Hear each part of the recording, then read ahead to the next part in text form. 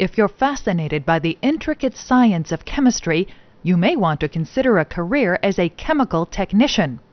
Chemical technicians work in laboratories and manufacturing facilities. They work with scientists to study various substances, with applications ranging from a new product development to a major medical breakthrough. Some collect and analyze air and water samples to monitor pollution levels. The work is exacting. It requires the ability to follow specific instructions and procedures. Chemical technicians must be able to accurately measure and observe, keeping detailed notes. Working with certain chemicals may be dangerous, so technicians must be comfortable with taking precautions, such as wearing heavy gloves and protective eyewear. Depending on the work being done, the chemical technician may be required to have an associate's or bachelor's degree in chemistry or other applied sciences.